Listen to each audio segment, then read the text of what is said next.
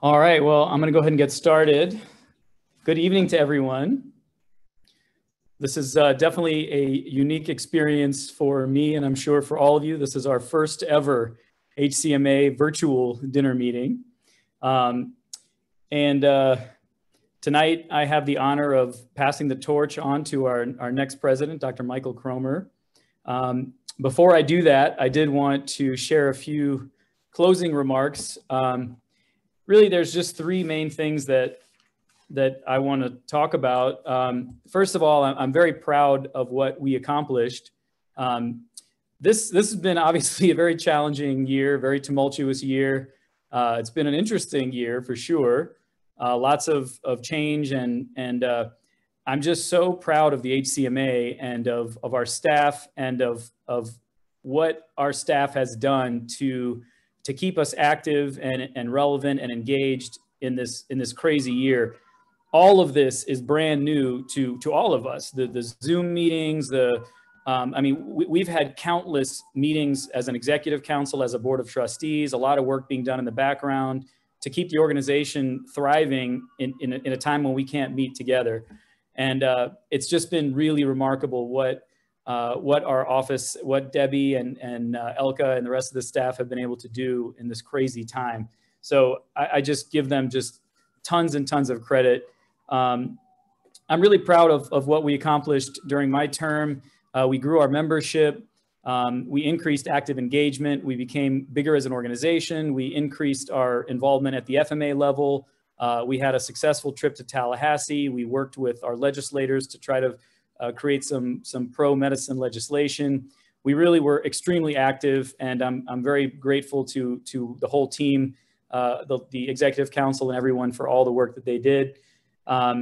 We launched our wellness program, and this is a great service that's available to all members, and especially during this time where there's a lot of stress for lots of reasons.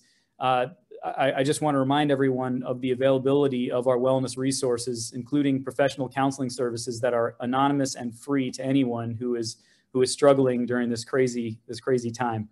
So we really were able to do a lot, and then in the middle of all of this, COVID explodes, and we have to kind of cancel dinner meetings and shift schedules around and come up with new ways of doing things. And we're really prepared for the future based on how we responded to this challenging time. And I could not be more proud of our organization. Most importantly, the main thing that I want to leave everyone with is just my gratitude. This experience as serving as president of the organization has been a true honor and a privilege to be able to represent the physicians of our county, and to serve and to do what I can to try to make the practice of medicine easier in our community. And, I've learned so much through my years of involvement with the HCMA, from learning about the issues, to learning how to communicate the issues to politicians, and meeting leaders from various hospital systems and presenting about the HCMA across the state and at the FMA level and even at a national level. The HCMA is truly one of the most special county medical organizations in the entire country.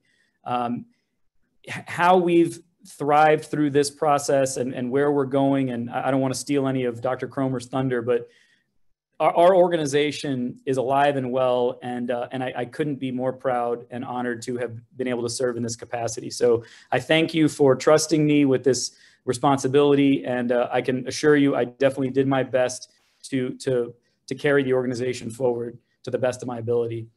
So unfortunately, I can't be with you. To try to give a speech like this to myself in a computer screen is very strange, and I'm doing my best, but it really has been an honor, and that's what I'll say. There's lots of people I would thank, but they're not in the audience. So I thank all of you, and I thank the executive committee, and I thank Elka and Debbie and the staff, and just so many people that make our organization what it is. So thank you for that. And most importantly, I would like to recognize our next president. And I can tell you that in the midst of a crisis, we are leaving the organization in excellent hands. Dr. Michael Cromer is a phenomenal human being, And just backing up just one quick second, the other thing that I've enjoyed so much about my involvement with the HCMA is all the remarkable people that I've gotten to meet and gotten to know. And, there's lots of reasons to be actively involved with our organization, but the number one reason is the people. Because people we're all full-time working physicians, and anyone who's willing to give their time up to serve for the benefit of others is a special kind of person. And I've gotten to meet so many remarkable people, including the ones that are on your screen right now and many others. But Dr. Cromer is one of these people. And, we work in kind of different arenas, and I don't know that he and I would have met if it had not been through the HCMA. And that's true of lots of great people that I've met from this involvement. But Dr. Cromer, he had no experience in medical and political advocacy, prior to his involvement, and he has just taken to it like a fish to water. This is truly his passion and his gift. And, he's a steady hand. He's humble, he's kind, he's smart, and he's hardworking. And he's already been working on, getting bills passed through Congress. He's head up our Government Affairs Committee for the last few years. His passion for this is truly remarkable, and we could not be in better hands in this crisis than in the good hands of Dr. Cromer. And it has been my pleasure to work with you, sir, and I'm here to help in whatever way that I can. And with that, I will pass the torch on to you. I have no doubt that you are going to take us far, my friend. Well, thank you, Jay. Kind words, and I just want to thank you again for your enthusiastic leadership over the last prior year before my arrival. And also just thank you for your impact on my life. You were one of the first people I met when I joined the HCMA. And if you remember, you were my ambassador physician that kind of welcomed me, showed me the ropes, and helped me show the way to get more involved. And if you remember also, about 3 years ago, you had an impact in another way, in that I showed up at your emergency room after a fall from a ladder, which I won't go into too much detail with. But it was about a 16-foot fall from head to floor, and that's the first thing they hit. And I still remember your wise advice, Mike, what were you doing? And never get on a ladder again. I was going to, if we were meeting live, I was going to show everybody a picture of how I looked that night, but I'll spare you, and maybe we'll do it at the next dinner meeting. But anyway, thank you for your involvement in my life in different areas. And we look forward to your continued involvement in the HCMA and at our county level and at the state level, which you're involved. Thank you. So I'd like to welcome everybody also to our first dinner meeting. And I hope some of you are sitting around having dinner with your spouses, significant others, family members. I'll be introducing some of my family in just a minute. But we wanted to, after having missed 2 other meetings this year in May and September, we wanted to kind of corral the forces, get everybody involved again, put our faces out there and let everybody know that we're still here and we are quite active. I'll be pointing out some of those activities in just a minute. We hope, of course, to resume our in-person membership dinners in 2021 at some point, hopefully maybe by February, but we'll have to see. At this point, I'd like to introduce some of the other people who've joined me up here on the proverbial stage, some of the other leaders of the HCMA. We have Dr. Joel Silverfield, the president-elect. Wave? Okay. Oh, his name's there. Okay.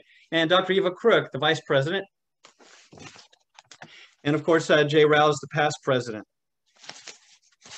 Shortly, we'll be having Dr. Charles Lockwood, the dean of the USF Morsani College of Medicine, joining us, and our guest presenter tonight, Mayor Jane Castor. I'm not sure if they've joined us at this point or not. But welcome, everybody.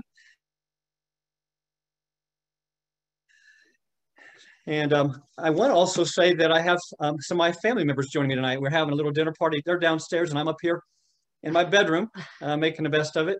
And I have joined me my dad and my stepmom, John and Fran Cromer, and also are my wife's parents, Linda and Carol Brooks. George Brooks. Sorry, Linda and George Brooks, yes. And then my kids, Drew, Lance, and Chelsea. Also, I'm looking here at the attendees, and I see I have my brother and sister-in-law, Myron and Elise Cromer, join us from Noblesville, Indiana, and a few friends. So thank you all for joining me also during this special night. I'm really honored and humbled to be standing before you tonight as your 117th president of the HCMA. And I've virtually been your president already for 6 months. And like all of you, this has been a trying year, full of change full of change for the HCMA. But I want to let you know that we have been continuously at work seeing how we can best be of service to our 2,000 plus members of the Hillsborough County Medical Association. I really didn't necessarily see this ascendancy to presidency coming. But what I do remember, I remember attending my first dinner meeting about 5 years ago and looking around at the leadership of the HCMA and listening to the speaker that night, saying to myself, this organization really cares for doctors. And I began to wonder at that time if there's something that I could do through this organization, something in some way that I could start giving back to this profession that's been so good to me. So shortly thereafter, I attended my first executive meeting, just as a bystander. And I remember Malcolm Crooke coming up to me at the end of the meeting. He was the chairman of the board of trustees and saying, welcome, Malcolm, I see you there now. Coming up to me at the end and saying, so what are you doing here? And it wasn't in the sense of, what's a nice guy like you being in a place like this, but it was more of a wondering what, after 25 years of practice, provoked my interest to get involved in organized medicine. And he may remember my answer, he may not, but what I said is, well, I don't want to be one of those looking back at the end of my career and saying, I wish I would have done more.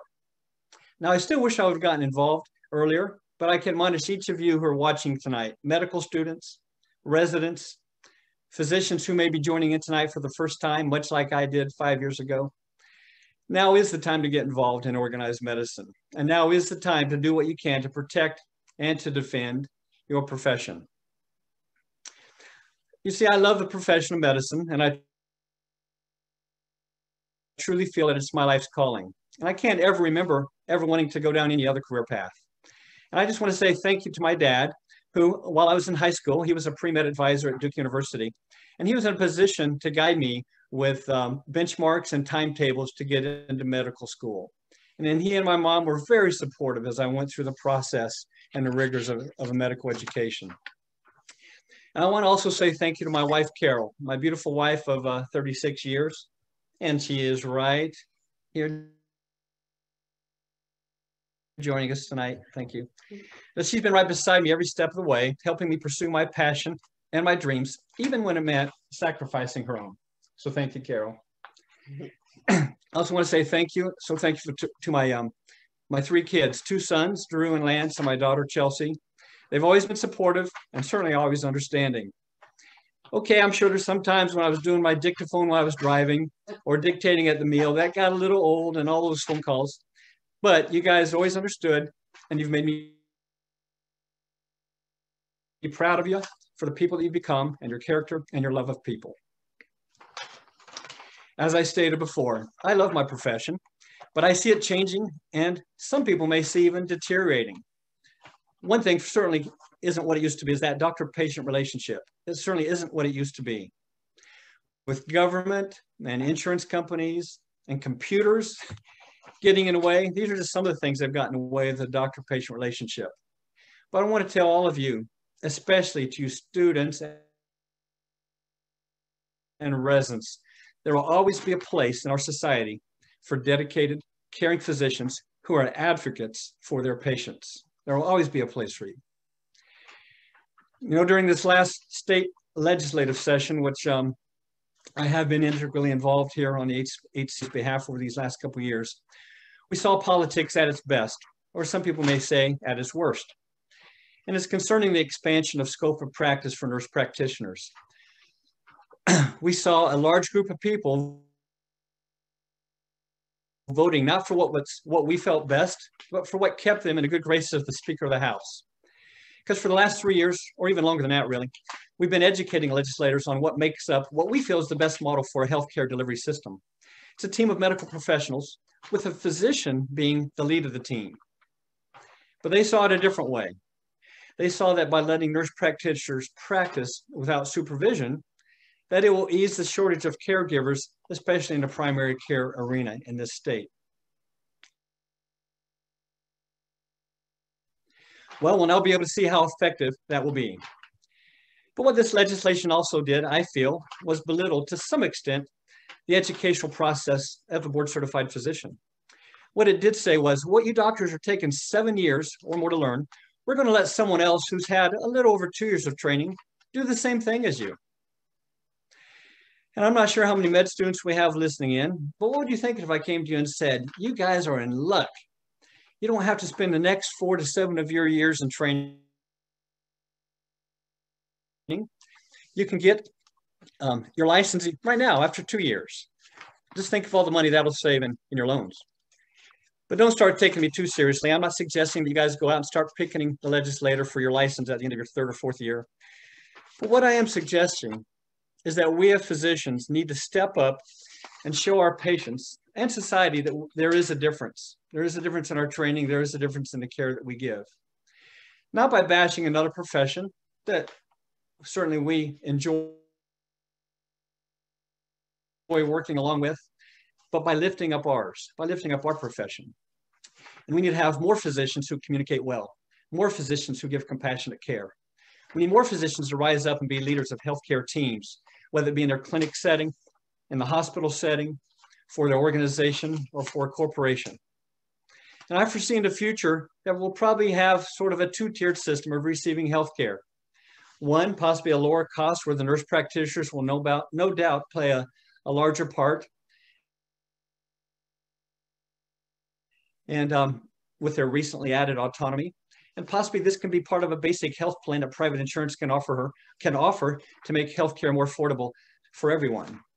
Then there also can be a second tier where we as physicians are involved, giving compassionate quality care, and where physicians are leaders in a team approach of medicine.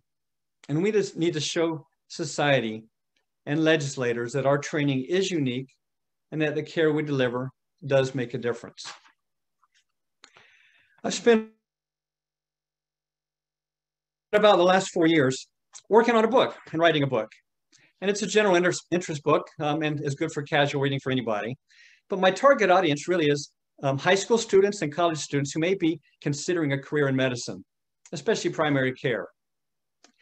And it's also directed to you medical students and residents who are in the trenches right now and wondering if all this is going to be worth it for you in the years to come.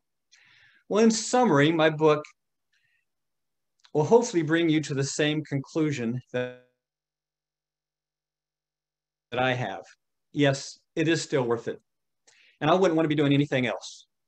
The book is called Something Different Behind Every Door, and it describes 14 scenarios of events or issues where I, as a family medicine doctor, have been able to have a significant impact in the lives of some of my patients. It also sums up some of the things that I have learned in each of those scenarios. Students, physicians, never stop being teachable. Let your patients be among those who will continue to teach you. I really would like to get this book into each of your hands. And if we were in person tonight in dinner meeting, I was going to have a table set up and give them away to each of you and even sign them. But we don't have our dinner meeting like we thought. So I'm going to have to do this cheap advertising and just tell you that the book, Something Different Behind Every Door, is available on Amazon.com. And it is available for $15. But I don't only say that because I don't want to do self-promoting for my own financial gain. I do want to let you know that any profit I make on the sale of this book during this time that I'm president, I'm going to be donating it all to the Hillsborough County Medical Association Political Action Committee.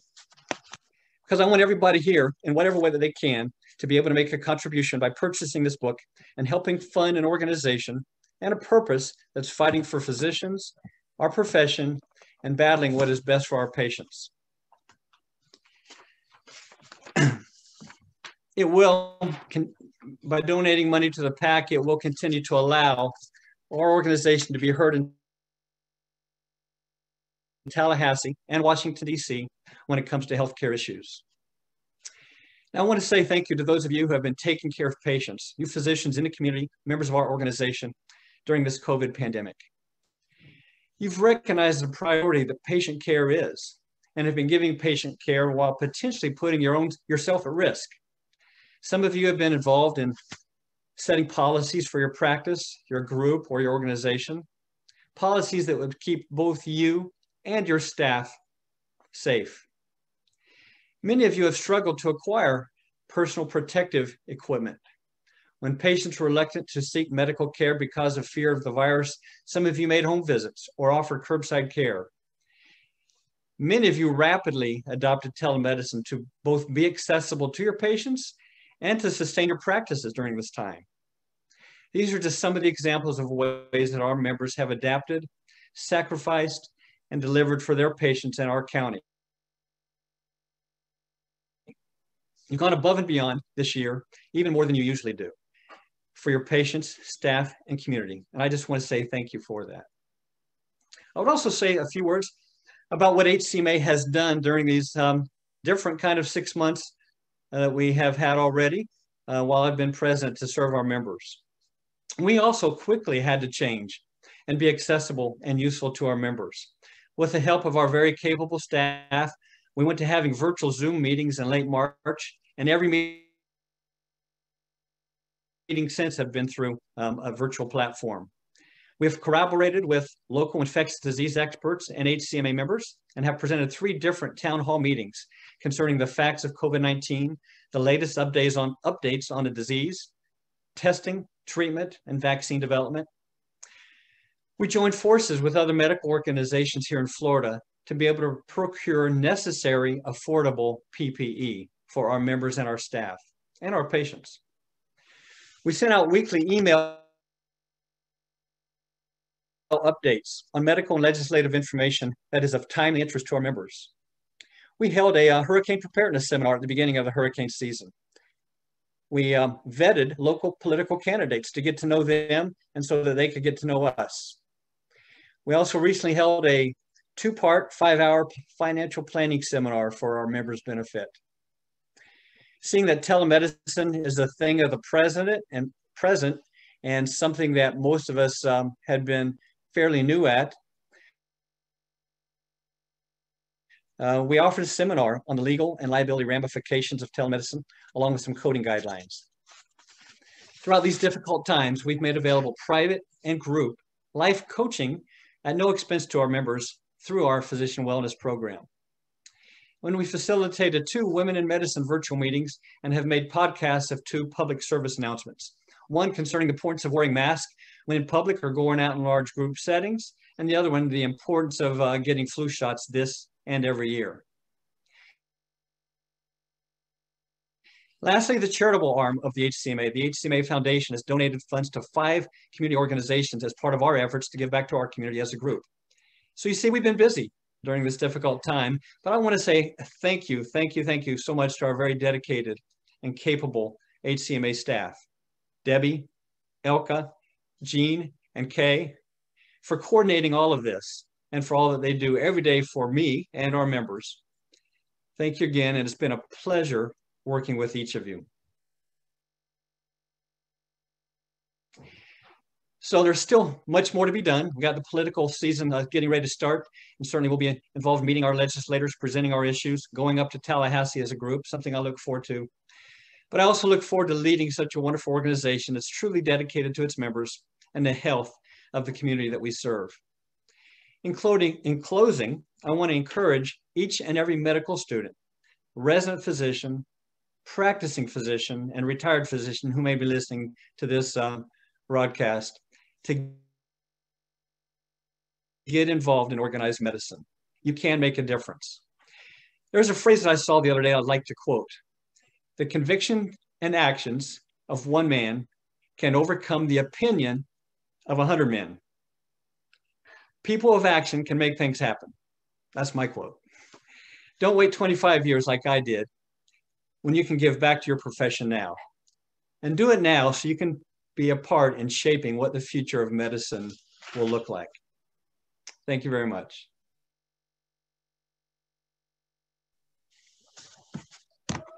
I hear someone clapping downstairs. But oh, now they're yelling. Okay. What I'd also like to take the opportunity to do at this time, I had mentioned the capable and dedicated staff we have that have been with us for quite a long time. But one of them I'd like to especially recognize tonight. Kay Mills, and I'm not sure if she's going to be on the screen with anybody, but I know she's listening and hopefully will appreciate this. She has chosen this time to retire after 10 years of service to the HCMA. And I would like to thank her on behalf of the entire HCMA membership for her continued hard work and dedication. And Kay, and among other things, I'm sure I'm going to leave some things out, but she usually is the one in charge of these dinner meetings and puts them all together with her elegant flavor and taste. And I'm sure she would have been involved if this were live tonight. We'll miss your presence. She also is in charge of designing and keeping up to date our website. She is in charge of communication with all member-related information. And sign up and renewal and all that. So she does a lot, and she is going to be dearly missed. But I'm pleased to announce to you, Kay, that we'd like you to accept a token of our appreciation given by the Board of Trustees that will arrive here at the office prior to your last day. And we wish you all the best. We hope you enjoy a healthy and a joyful retirement, and congratulations again. Let's clap for her. Okay. Also, I want to just say real quickly, our executive director, Debbie, who's been with us for, I think, 34, 35 years, today is her birthday, okay? And she's 49 again. So I just want to say happy birthday. If we were live, I'd be leading us all in a happy birthday chorus, but right now it would just be me singing, and you guys don't want that to happen. So next time you see her, just wish her happy birthday. Send her a text, send her a card, okay? Happy birthday, Debbie. All right, let's go to the next part of the agenda. At this point, I just want to let you know that we do have some sponsors for tonight's event. We have 3 of them, and they were scrolled through on the screen prior to Jay starting the meeting. We have Tampa General Hospital, who's been a sponsor, a big sponsor for as long as I can remember. Pro Assurance, who likewise has been with us for a very long time, and WellMed Medical Management. And although WellMed won't be presenting any remarks tonight, I'd like to recognize them and thank them for their support.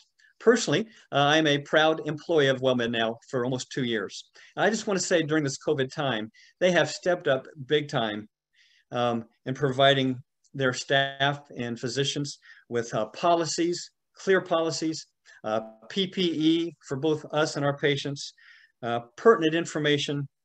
They didn't lay off any personnel, and they recognize this in many other ways. I know, and I want you guys all to know that they are fans and supporters of physicians and the profession of medicine, and I want to thank them for their support tonight and always. Right now, I'd like to take a few minutes to play a pre-recorded presentation from Tampa General Hospital, and also to thank them for their continued support. Let's watch this presentation.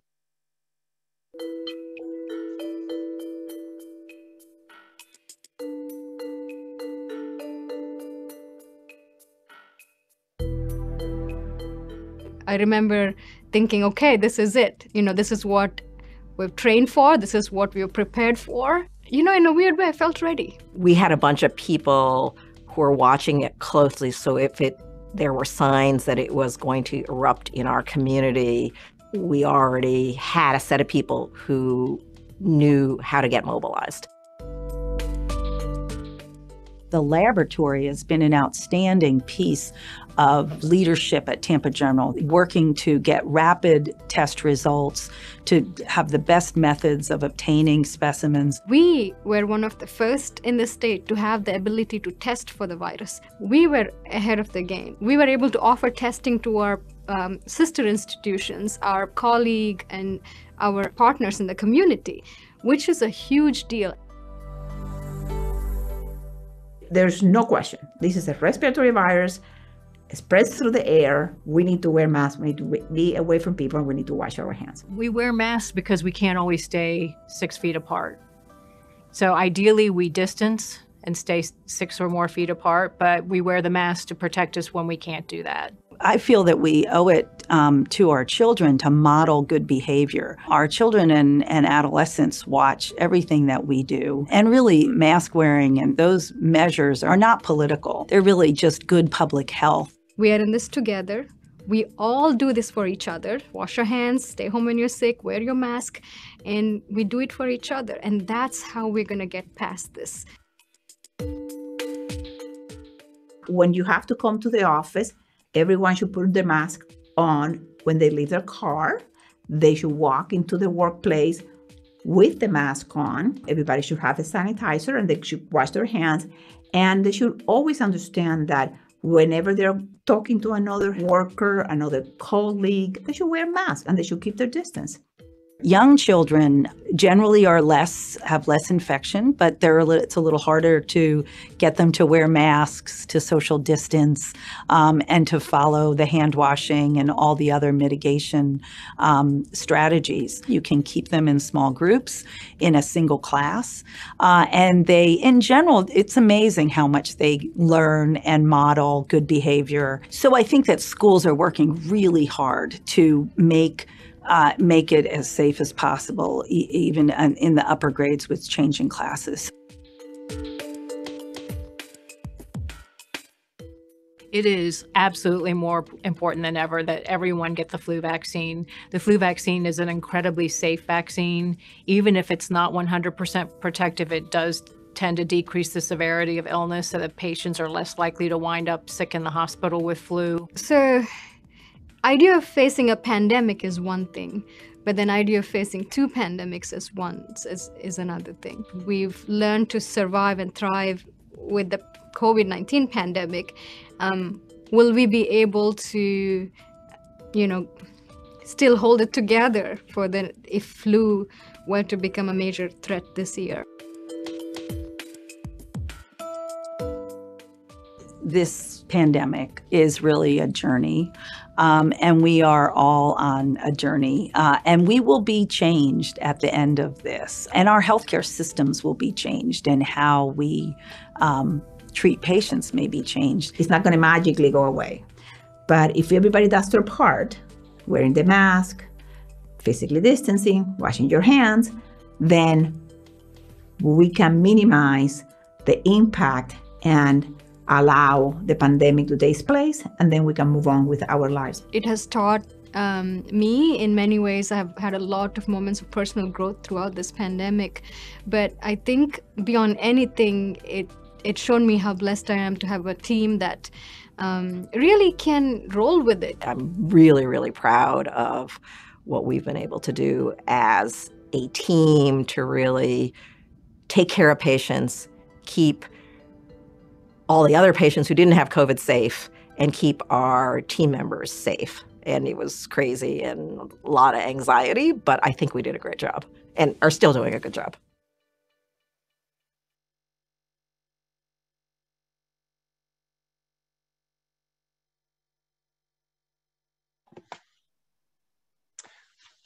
Okay.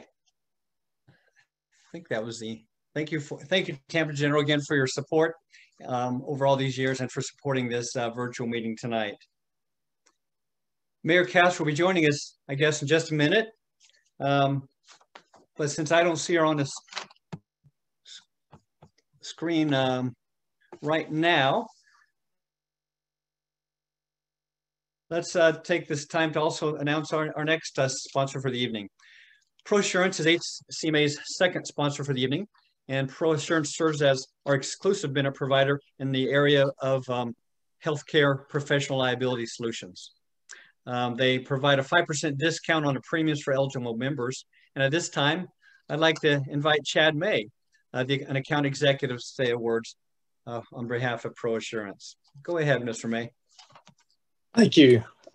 First off, I would like to thank the HCMA for allowing me to speak to the membership tonight. That's a nice opportunity for ProAssurance to get to know you a little bit better, and you get to know us. Again, my name is Chad May, and I've worked with ProAssurance now for just under 4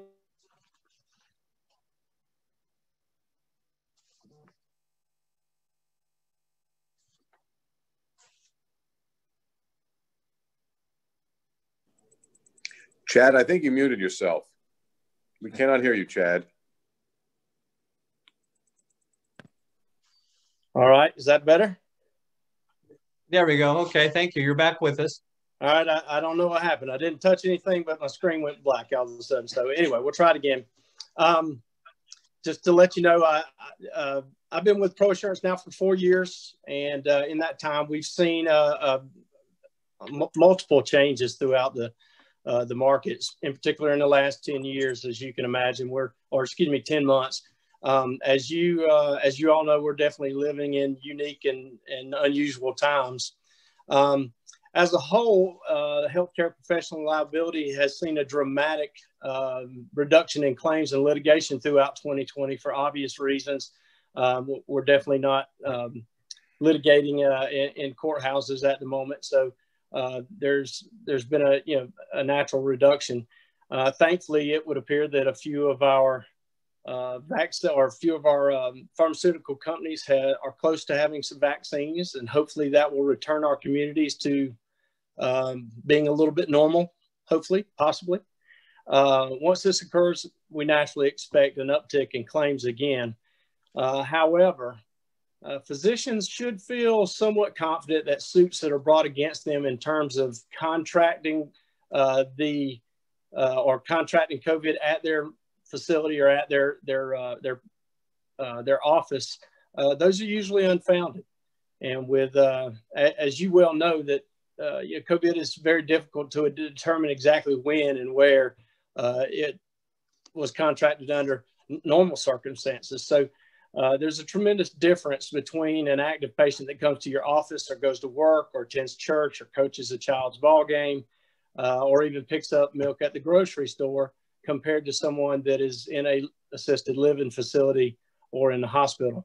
So due to the inability to determine exactly where a lot of the COVID patients contracted that disease, judges and juries have sided with physicians who apply safe practices. So obviously, that we as an insurer, we recommend, social distancing when possible, wearing gloves, masks, and obviously washing your hands. It seems that we're constantly receiving new information and updates in regards to COVID-19. So I recommend everyone go to proassurance.com if you have any questions or concerns.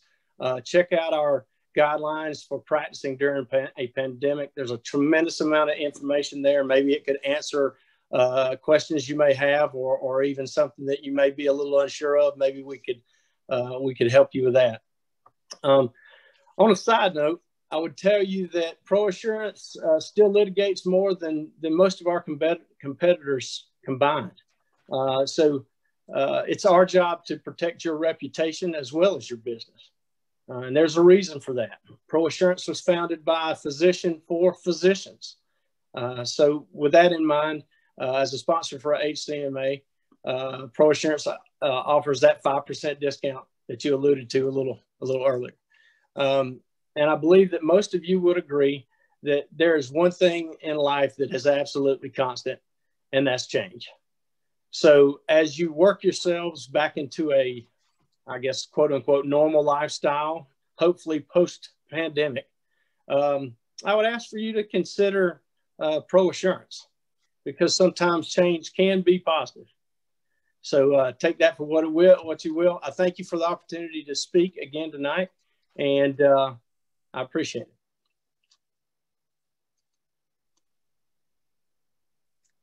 Thank you, Mr. May, and thank you, Pro Assurance, for your support over all these years.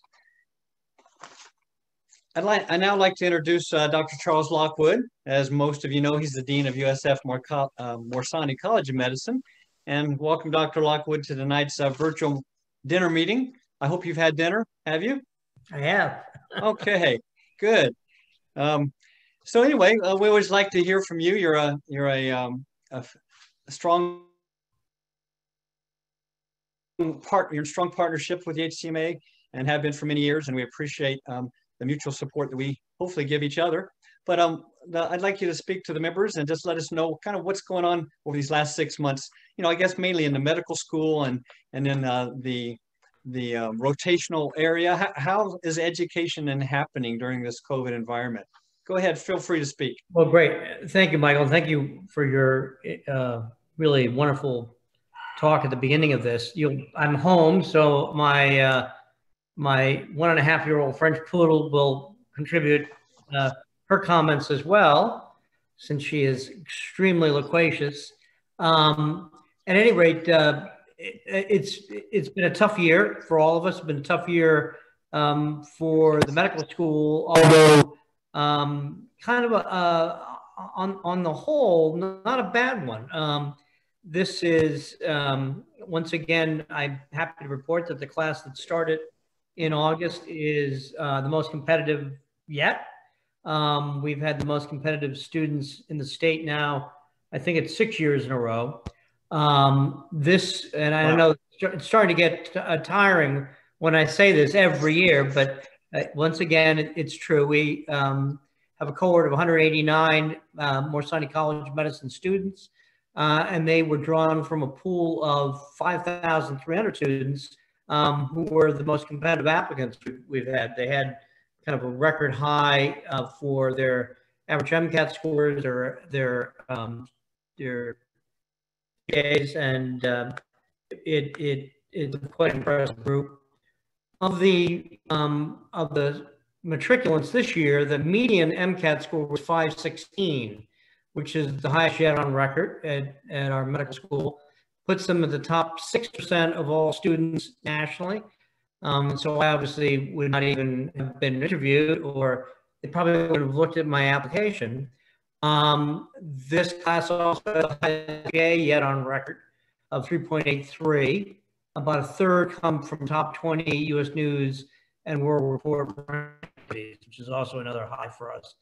And I think we're doing a pretty good job with their education, because the rising third-year students had the highest USMLE Step 1 scores in our history of 243, which is about 1.5 standard deviations above the mean nationally, and they had 99% pass rate.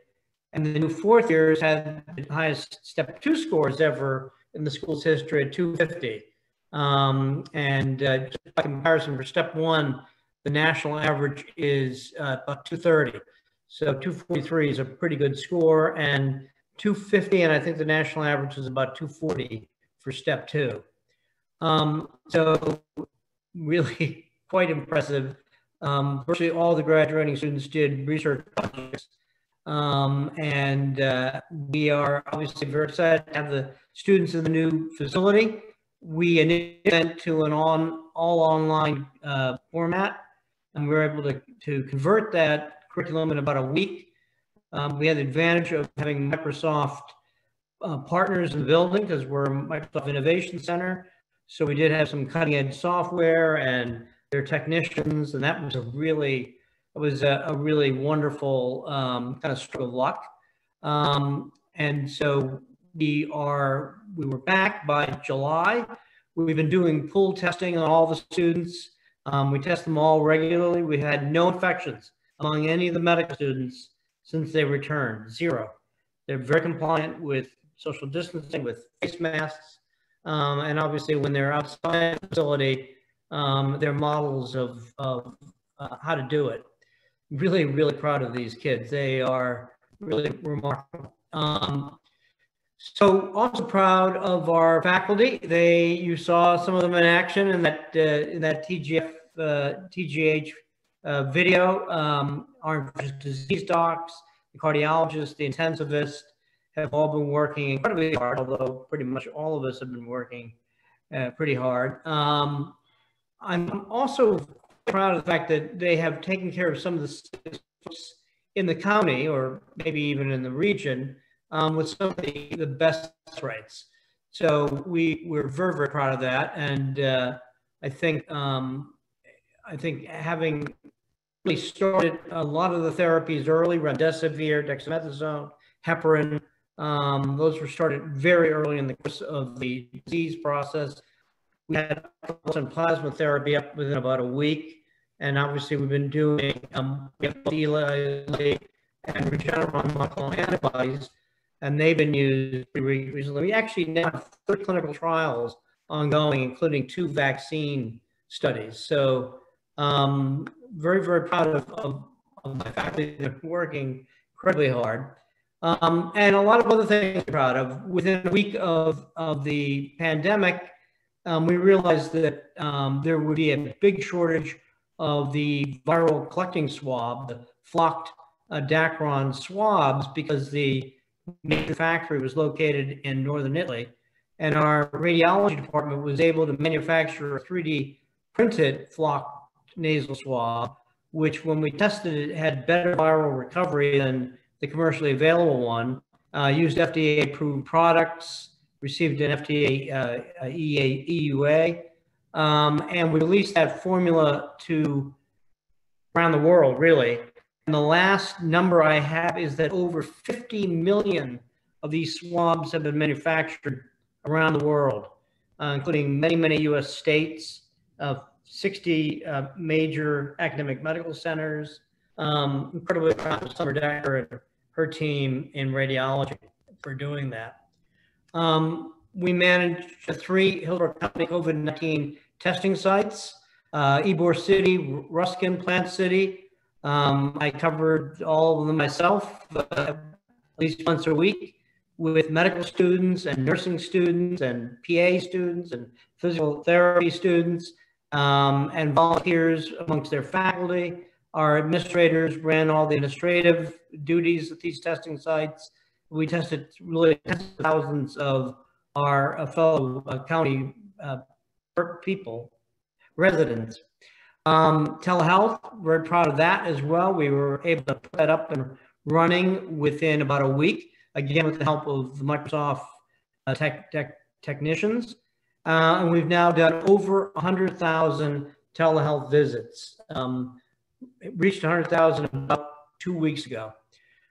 With the help of Tampa General and the county, we've been managing this COVID-19 confirmed clinic. So you get a positive test. Our physicians follow you. We'll provide blood pressure monitors, pulse oxes, even thermometers. And we have literally followed thousands of COVID-19 positive patients in the county and helped triage them. And I think this is one of the reasons why Hillsborough has one of the lowest case fatality rates, despite obviously some very sick folks in the state and in fact even in the country. So it's been a very busy period. We have worked really hard at trying to help our county during this period. The students have certainly gotten an incredible education in just a terrible disease. And I'm sure they will never, ever get this experience. Obviously, our residents and the faculty have all worked incredibly hard. Could not be more proud of an organization. And these students and residents will someday be in your practice, and they're going to be, battle-hardened Marines when they join practice. So I hope that they all are even better physicians because of all this. So I'll turn things back over to you, Michael.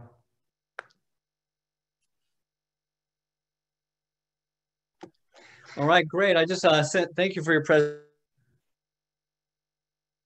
presentation and for joining us again, Dr. Lockwood.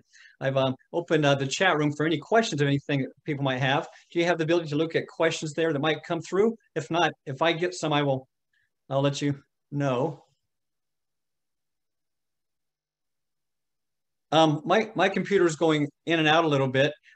What's the, did you give any data about local hospitals and how much, what are some things that have been done for now and in the future, such as Tampa General? Yeah, so I know is opening a COVID unit. Is that up and running yet? Yeah, so pretty early in the process, back in April, John Corus ordered 87 ventilators. I actually thought he was nuts. I told him he was nuts. And we'd not had to use most of those, but so maybe I was right, but it certainly is comforting that we had that available. And he decided very early on that we would convert the rehab hospital into a COVID hospital. And it really is a global infectious disease hospital. It will henceforth serve patients with a myriad of infectious diseases, obviously with a fair number of folks still with TB and HIV and different opportunistic infections and so forth. The last time I checked, we had 30 patients, although relatively few of them were on ventilators. We certainly are seeing the same pattern around the state that the patients are not as sick or they're being treated much earlier, and so they don't get as sick. And obviously it's skewed much younger since the beginning of the pandemic. The median age is about 20 of cases in Hillsborough County. So, but it is functioning well, and hopefully we will not have a big surge in hospitalizations that mirrors the surge in cases. So far, so good. Okay, you mentioned that USF was involved, I think you said, in 2 vaccine trials. Is any of the one involved with the Pfizer line of development?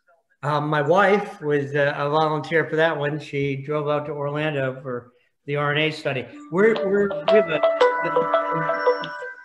a Novavax trial, which is a protein trial. So there's the messenger RNA, the adenovirus, and the protein.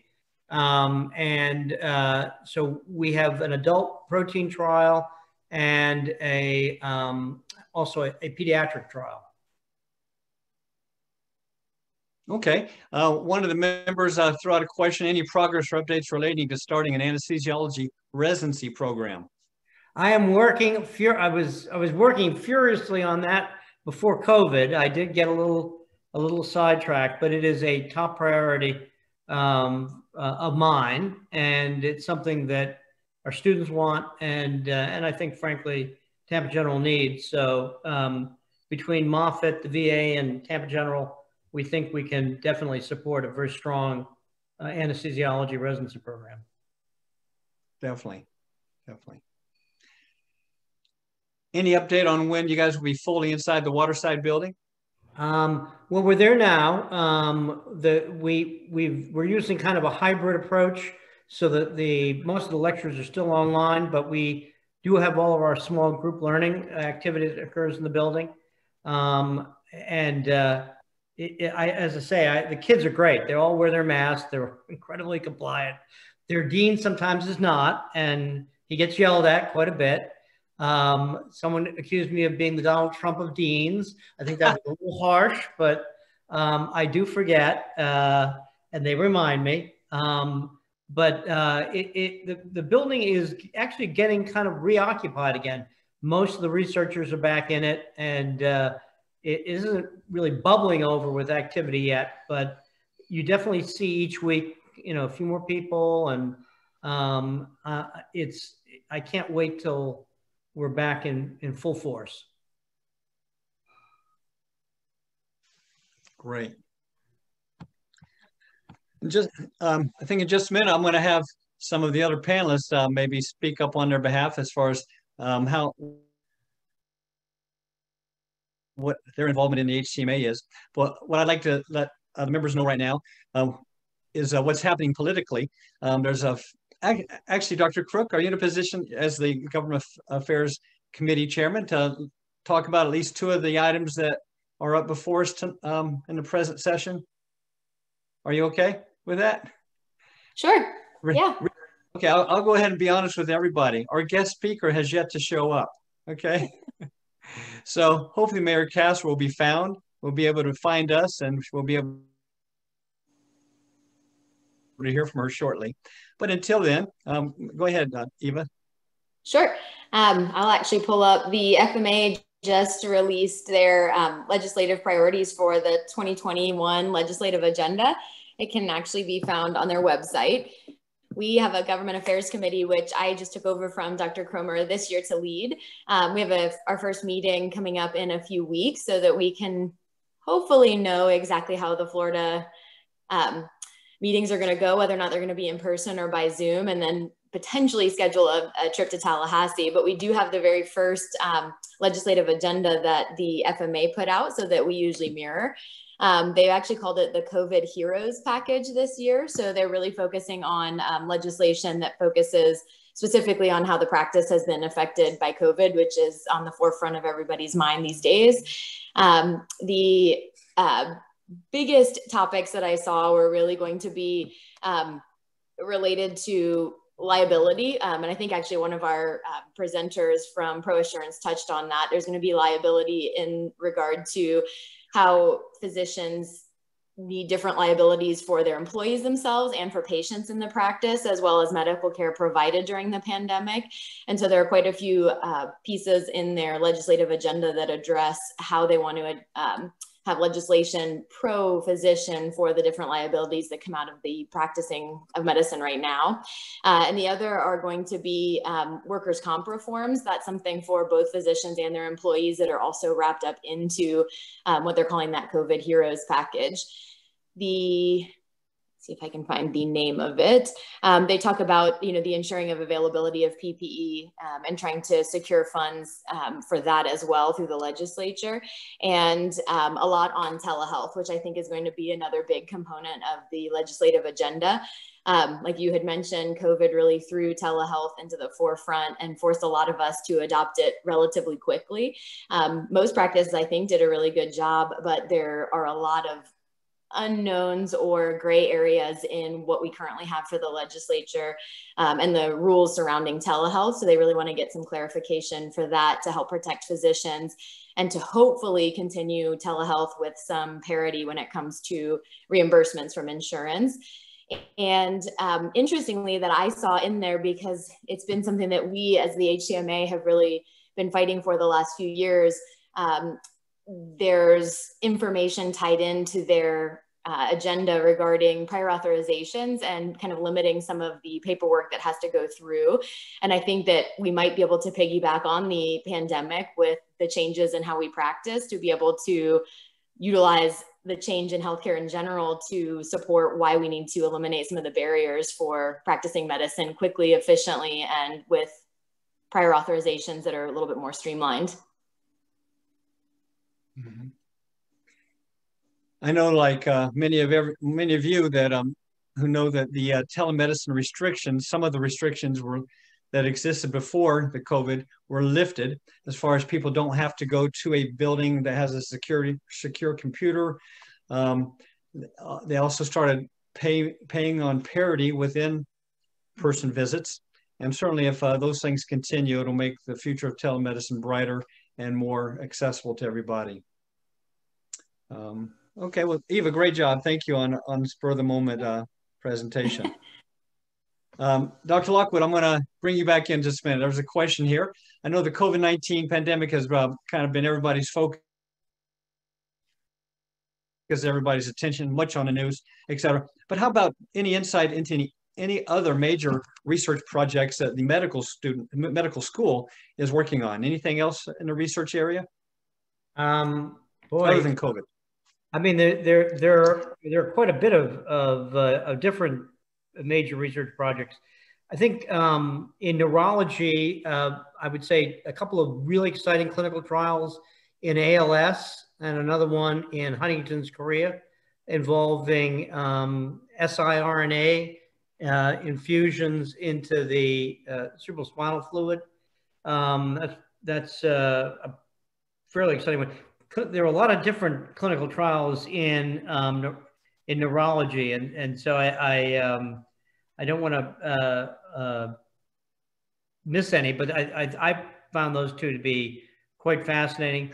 Okay. A number of exciting clinical trials in multiple sclerosis, which seems to be a disease that's rapidly coming under control by manipulating the immune system. The cardiologist would probably kill me because I'm sure I'm forgetting some major clinical trials there as well. Yeah,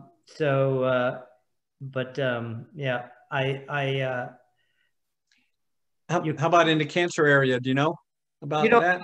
Of course, it's mostly what's happening at Moffitt, and a lot of it's related to immunotherapy. And if I had if I had been smart, I would have done my homework and had a list for you. But at any rate, I should.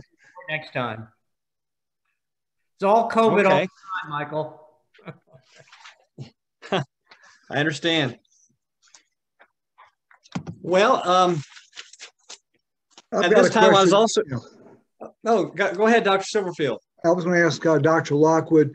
So when these vaccines come out, do you have a game plan about who should receive them early on? Are you going to be giving them to clinicians? Are you going to be going with elderly?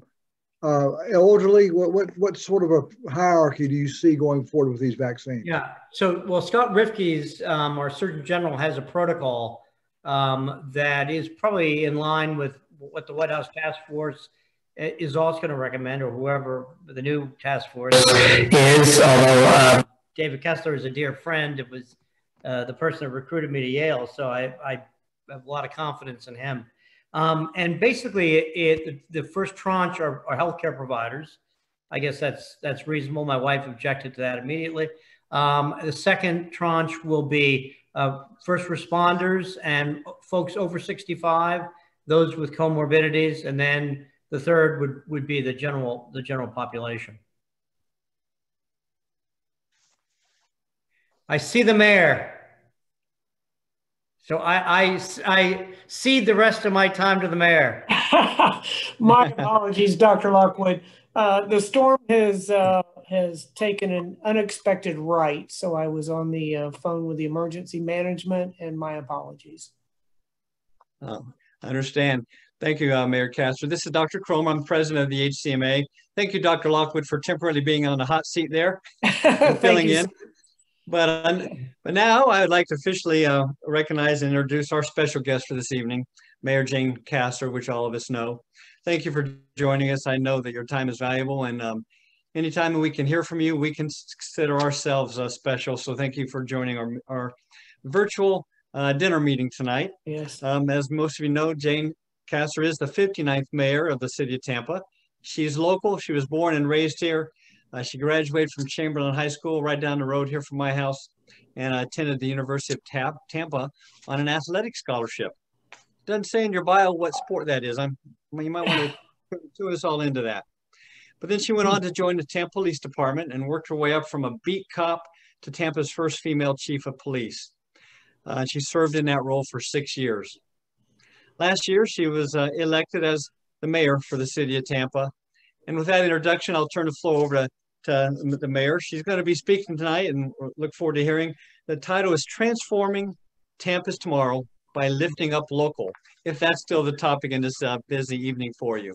But I'll turn the floor over to you. Well, sounds good to you. Okay. Yeah, thank you very much, Dr. Cromer, and thank you, Dr. Lockwood. Dr. Lockwood, I always tell him that he is to blame, that he has provided me with just enough medical knowledge to make me dangerous during this pandemic. So I'm always very, very thankful for all that he does for our community.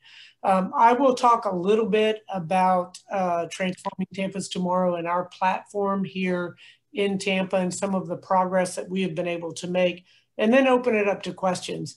Anything that anyone wants to ask. I always preface that with the fact that I spent 31 years in law enforcement, and I have 2 sons. So there's nothing that I haven't been asked in the past. So feel free to ask anything. But our platform here in Tampa, I am very, very fortunate to be able to come back and serve our community once again. And this really is a transformative period for our city. I'm 60 years old, as indicated, born and raised here in Tampa. And this is the most unique opportunity that I have ever seen in our history here in Tampa. We are literally creating neighborhoods all over our city. We have the development that is going on, our urban core, very vibrant downtown. We have Water Street. We have what's happening over in West Tampa. We have Midtown, the reimagination of West Shore, Uptown down on the Fowler, the city-county border. Ybor City just had a presentation the other day on the vision for that. and then just had a presentation today on the future of Robles Park, which, if you don't know, is right in the Tampa Heights area, and really is the last large public housing that we have here in the city of Tampa. And so we are focusing on some important areas. First and foremost is a laser focus on customer service. The city of Tampa, all employees, all 4,600 exist to serve our citizens and ensure that we're providing those stellar services 24 hours a day, 7 days a week. And we have, in the area of development and economic opportunity, we've, as I like to say, we've thrown a hand grenade in, blown that up, and started over there with all of the development that is going on. They were running at a pace that was so fast and furious that it was really unmanageable. And so we've looked to technology, and we have looked to connect with the development community to make those processes much easier, more efficient, more effective as well. We are also focused on the three areas that I say are really interwoven, and that is transportation, workforce development, and affordable and workforce housing. Transportation, mass transit here in the city of Tampa, I often joke, is more than 2 people in an SUV. And so we are looking at providing some transportation solutions, and we have a lot on the horizon, and there's a lot of really interesting and untested technology, things like Hyperloop, a company that is looking at the pneumatic tube travel, which is very exciting. And then some other bus rapid transit, streetcar extensions, those types of things. But looking to connect all of the neighborhoods that I just talked about, to connect them with multimodal modes of transportation, and then also a lot of greenways to connect neighborhoods in a fashion that will make the length of travel much shorter, but also keep people off of the roadways in a much safer way. So we're looking at transportation, very excited about that. We're hopeful that the 1 cent all for transportation referendum is upheld by the Supreme Court in the state. If it isn't, then we'll look at bringing another referendum up in short order, because that really was the will of the voters here in Hillsborough County. Next is looking at workforce development. We have 52 major developments that are ongoing in the city of Tampa right now. So we have the opportunity to provide, high-paying jobs that will allow individuals to afford the American dream of home ownership, or at the very least to be able to afford their rent or mortgage moving forward. And we have a very bold goal of 10,000 affordable units by 2027. And I have no doubt that we will be able to reach that goal. And looking at everything from tiny homes all the way up to high density, multi-level, multifamily structures. And we've cut the ribbon. I've cut a lot of ribbons that I can credit my predecessor, Bob Buckhorn, with beginning, but we're really in motion for a number of those affordable and workforce housing. And the direction now is to include an element of affordable and workforce housing in all the developments, all the construction moving forward, so that we don't have a concentration of housing that we have had historically and really has not worked out for our community or for any other communities across the nation. And then, workforce, and then the affordable housing and workforce housing as well. So really focused on those areas that are all interwoven. If you provide affordable, reliable transportation, people can take the cost of a car and insurance and and other maintenance off of the bottom line of their budget and be able to put more towards their housing. And so we have a lot of initiatives that are in play. I put together working groups in each of those areas that I mentioned, transportation, affordable housing, and workforce development, in the very beginning of our administration.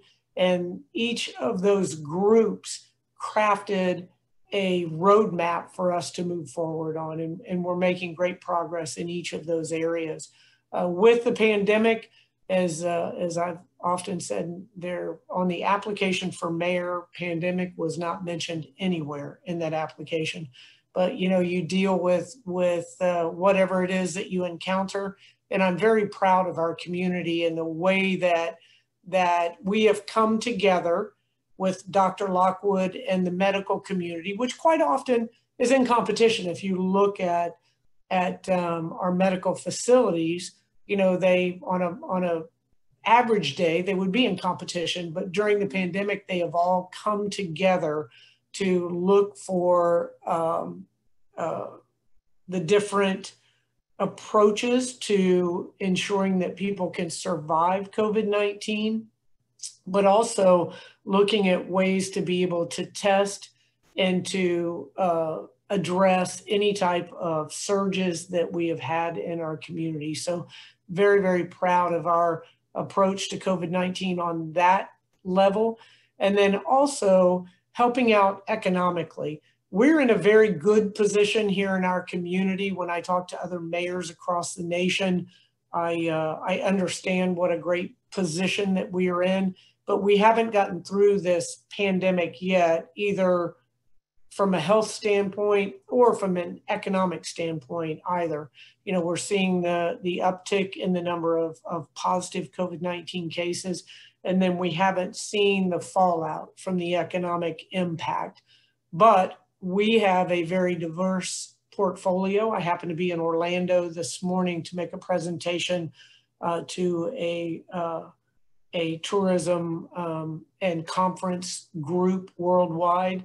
And if you go to Orlando, it's almost like a ghost town up there. And we're very fortunate in that we have a very robust port, and we have, as I said, a very diverse portfolio that we don't have all of our eggs in one basket. And so we'll be able to recover much more quickly from the pandemic than a lot of other cities will be able to do so. So when the governor opened up restaurants and retail to 50% capacity, we understood that that wouldn't allow those restaurants and retail to meet their bottom line, to make a profit, or even to stay open. And we started the Lift Up Local initiative, and we allowed restaurants and retail to move out on the sidewalks, to move out in the streets. We actually closed down streets and allowed restaurants to put additional tables out in a safe manner to serve more customers and to be able to stay in business. We also started One Tampa, which is a 501c3. We cobbled together $8 million to provide relief to homeowners and renters in the form of mortgage and rent payments and utility payments, but also for our small businesses, because they really are the economic backbone of our community, and we wanted to ensure that they would be able to weather this pandemic. And so we've been very fortunate, again, in the way that our community has come together to really be able to sustain through this pandemic, but to rise above it and be able to continue on in the positive economic or along the positive economic path. Another initiative that we implemented was our safety plan for all of our, I mentioned we had 52 major developments that are in progress in the city of Tampa, and we were allowed to keep those moving along because many of them are planning for the Super Bowl. If you look at their anticipated date of completion, it's not a numerical date. It just says Super Bowl on the bottom of those. And so we put medical protocol in place, hired a medical director for the city that required the wearing of masks, 6-foot distance separation when possible, hand cleaning stations, and medical personnel to take temperatures and so forth at each of those 52 development sites. And as a result, we had a very, very minimal 3-4 positive cases of COVID-19 at all 52 sites combined. And so I'm very, very proud of that, because that translates into thousands, literally thousands of jobs, individuals working on these construction sites. And they'll be able to open up when people come for the Super Bowl. And so we have a very bright outlook here in Tampa, although we are seeing an increase in the number of the COVID-19 cases. So the future is bright for our city, and I will open it up for any questions that anyone may have.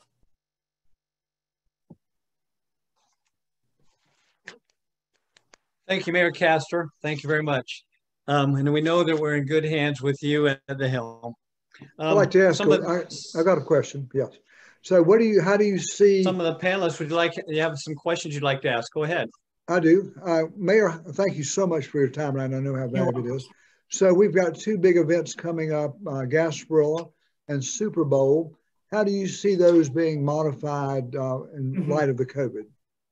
Well, for the Super Bowl, we've been in planning for that for over a year, and this will be our 5th Super Bowl, which ties any other city in the number of Super Bowls hosted.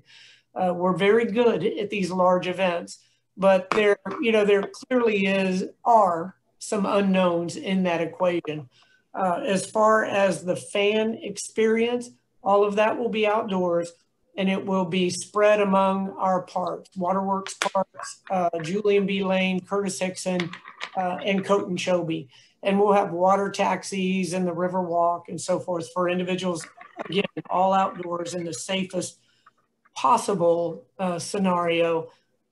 And it will all be time specific. So if you sign up to go to the fan experience, you'll be given a time that you can go there. They'll allow so many people in, and then it will be cleared out in an hour, sanitized, and the next group will come in.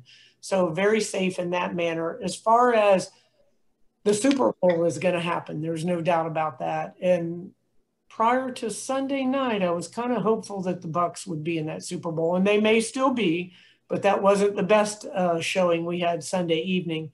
But the number of fans in the stadium is going to be dictated by COVID-19, where the NFL also will dictate that.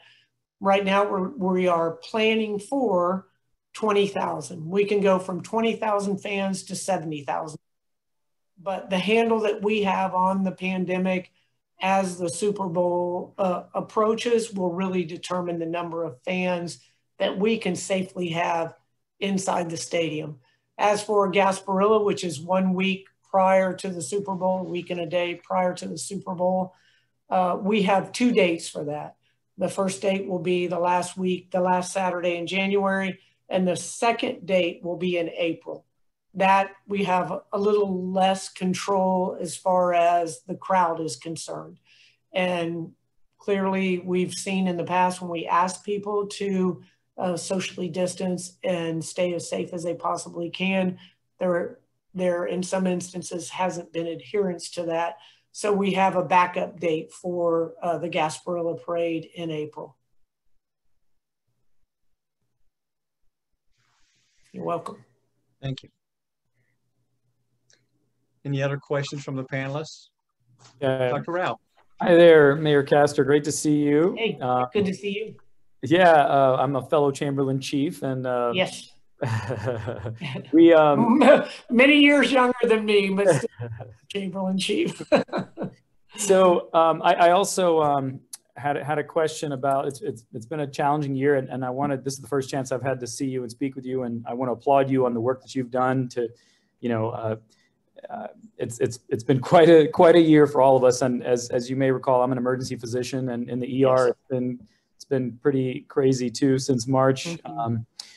My question is, if maybe you recall or not, I knew you from your days as the chief of police, and I did leadership Tampa with John Bennett, who was your assistant chief of police, who I adore, and I learned a lot about the police and about he talked to me about the Republican National Convention that had gone on recently, and we were really renowned across the country for how we handled that, and how there was a lot of protesting that was expected, and it was a tumultuous time, and the police handled it phenomenally well. But this is an interesting time with a lot of civil unrest and a lot of scrutiny about the police, and I understand both sides of the issue. I know how hard it is to be a police officer. I can't do my job in the ER. We deal with people that are not in their clearest state of mind, and we need the police helping us in what we do.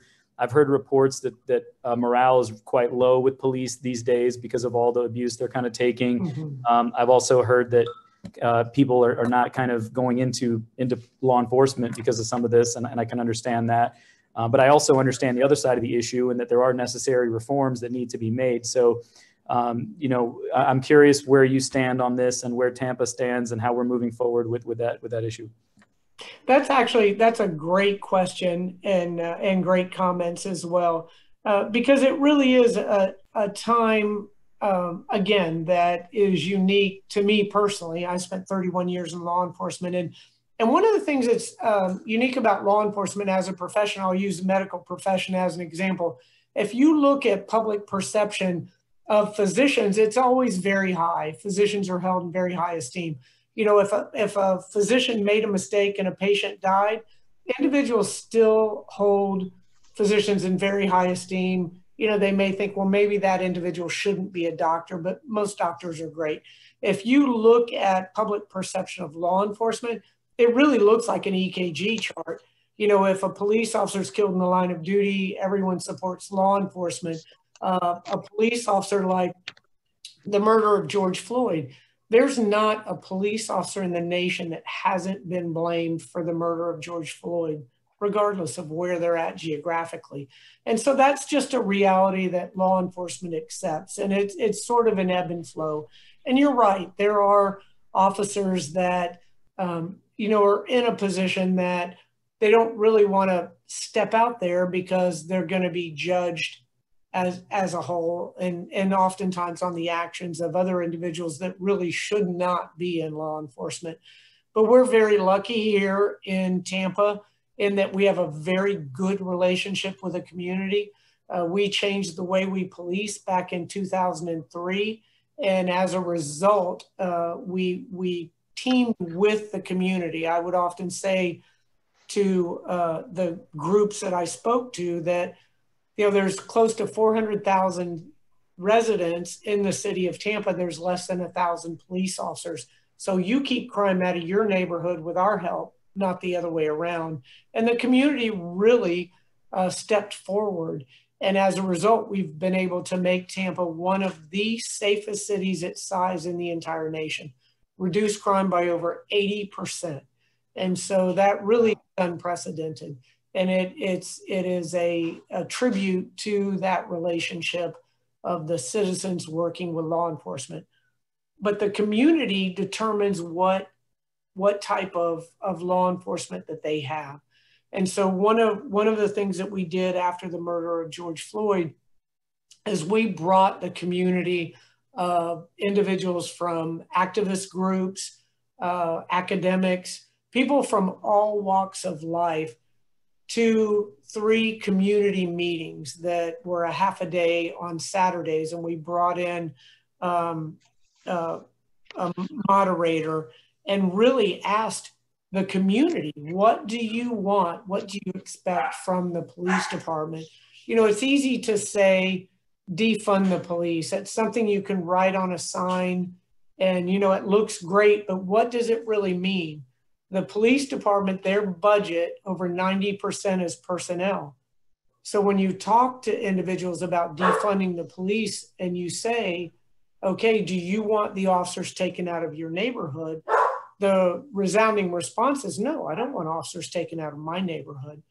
but we've also done a very bad job as really as a nation in addressing those systemic societal issues. Mental health. Here in Florida, we are not only dead last as far as the states go, we're actually behind Puerto Rico in what we spend on mental health issues and addressing those issues. Looking at addiction, homelessness, education, all of those issues are underfunded. And the more we chip away at that, the problems fall in the lap of our police officers. And so we really, as a community, have to sit down and decide what is important and what we need to address, and then to fund those issues.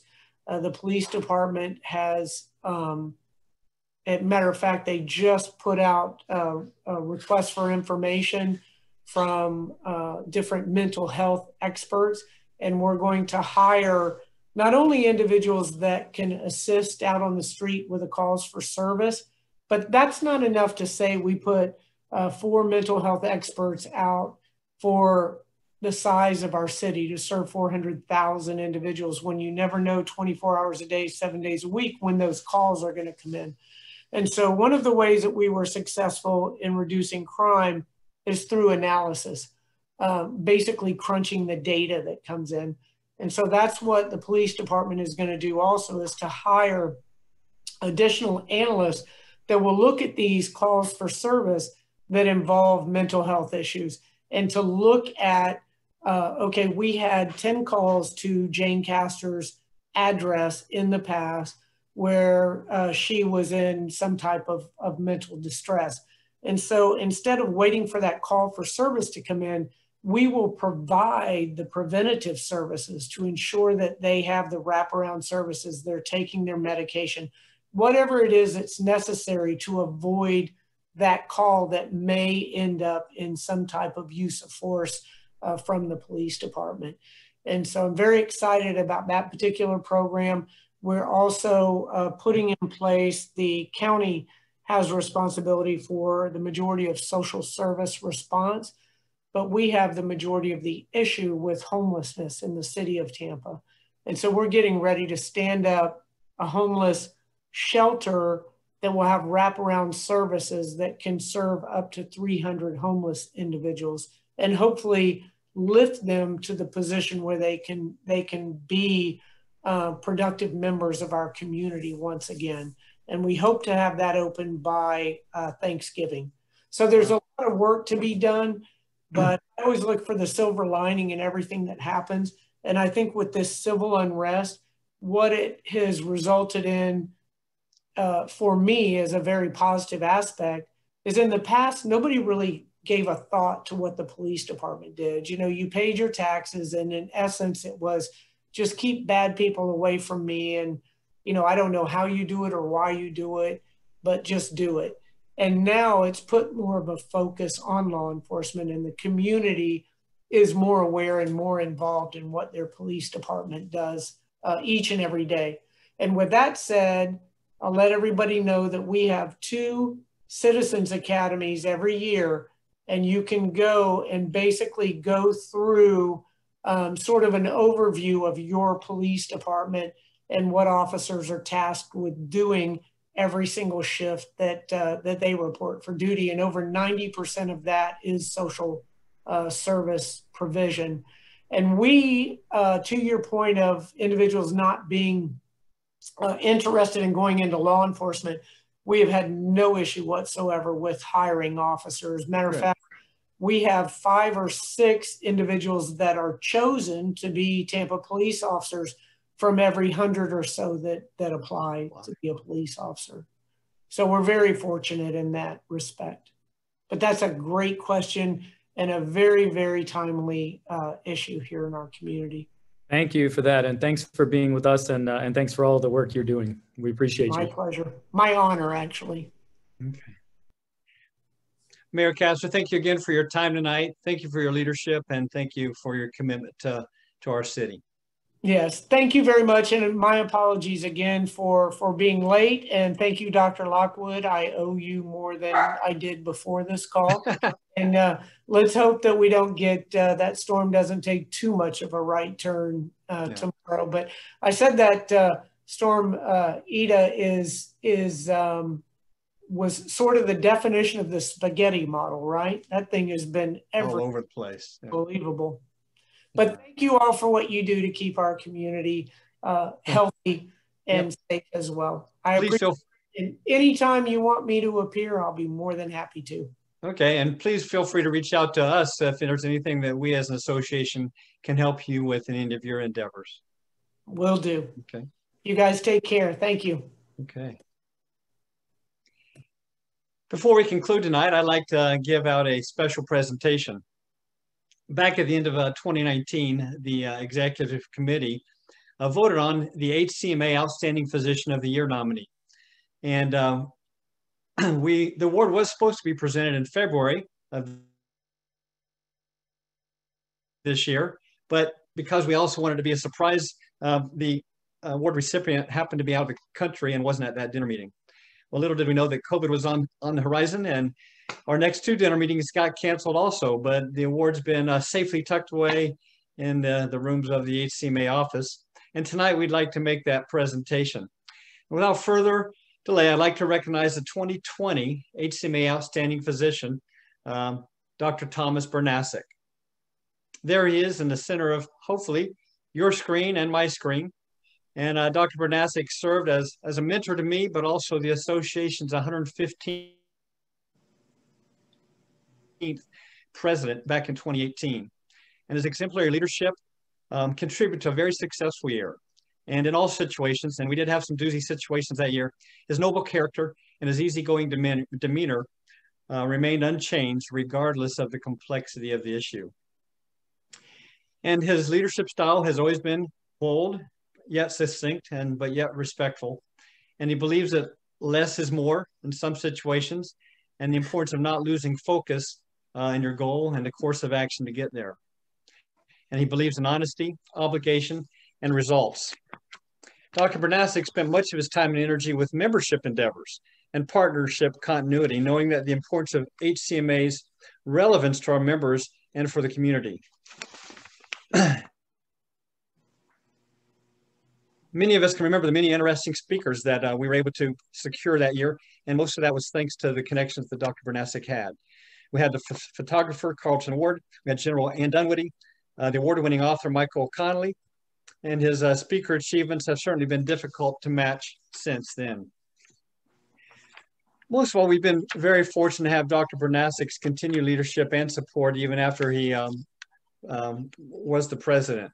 He served as the chair of the HCMA's delegation to the FMA annual meeting for 2 years in a row. And he also became the chairman of the HCMA Physician Wellness Committee when it was started and then put into effect this year. And he put much work into the final creation of the program along with our executive director. Thank you, Tom. Because Tom really believes in the wellness of his colleagues. He felt so strongly about the importance of offering an established wellness program for members that he personally donated a very generous contribution to the program. So we'll be forever grateful for his support and generosity in that area. So Tom and Dr. Bernasek, I have a plaque I'd like to present to you, and I'm going to go ahead and read to the members what it says. And if you'd like to give some words to us afterwards. Here's the plaque. Can you all see that there? Okay. The inscription reads, HCMA Outstanding Physician Award presented to Thomas Bernasek, MD. In recognition of your outstanding service and dedication to the health of the physicians of the Hillsborough County Medical Association and to the communities in which we serve. The hours spent, the wisdom lent, the struggles fought, and the answers sought all place you in our deepest debt of gratitude. So Dr. Bernasek, congratulations. And I want to let you know we're going to deliver this plaque to your home, probably via Amazon Prime. And and I'd like you to make a few comments if you would. Thank you very much. Well, Mike, I cannot thank you enough, and your perseverance to try to get that thing delivered is admirable.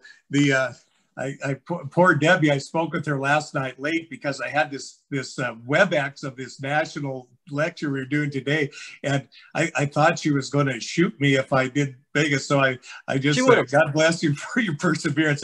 And by the way, Mike, you are doing an incredible job this year. I have to tell you, you've really done an outstanding job, and it's very much, I will tell you that in many aspects, I grew up in the West in Montana. When I finished my my fellowship in the Mayo Clinic, I actually intended to go to a Western area.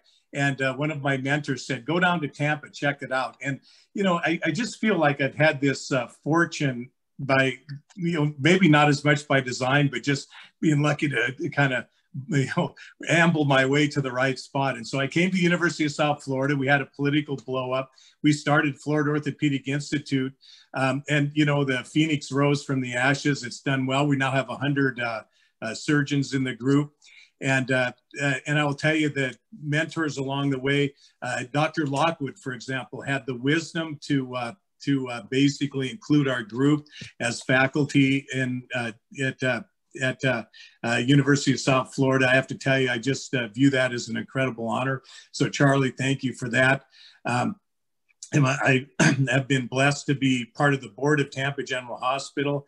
And, as we see it just become a really major player, locally and nationally, it's just fun to be part of that. And I have to tell you, with the HCMA, I feel so blessed that there are individuals who still see the value, to understand how important it is that we as physicians do what is necessary to make sure that we're players, that we contribute and advocate for our members. And, the hard part of it is, and Mike, I think you know it, Jay, you know it for sure, Bruce, just all of my colleagues, it's kind of a thankless job, really, because, it's like we're doing the work that a lot of people don't even understand how important it is. But I just commend all of you that are part of the board and that I've been just so privileged to work with. And I just have to thank you just from the bottom of my heart for this incredible honor. And I just feel like it's undeserved, but thank you for it. I just can't thank you enough. Okay, well, Tom, you do deserve it. And I've been told that I actually presented a plaque upside down, but let me just tell you, the words are still the same, and the heartfelt meaning is still there, regardless of which way I hold it. Okay. Yeah, fair enough. I was hoping that wasn't a message. We appreciate you, Tom. Congrats, man. Thanks, Jay. God bless you, man. I really appreciate you. All right. Thank you. Well, with that, I'm going to conclude our virtual membership for this evening. I hope you enjoyed the presentations and will join us again for future events. Hopefully next time we'll be in person, but until then, we will have some continual virtual meetings and webinars and town hall meetings. And I hope that all of you who are interested would be able to attend. Now, if any of you missed any portion of the event or would like to see it later, it is going to be taped and will be sent to our memberships by email in the next couple of days. This time, I just want to wish everybody who's joined us tonight, all their families, a safe, healthy, and very enjoyable holiday season.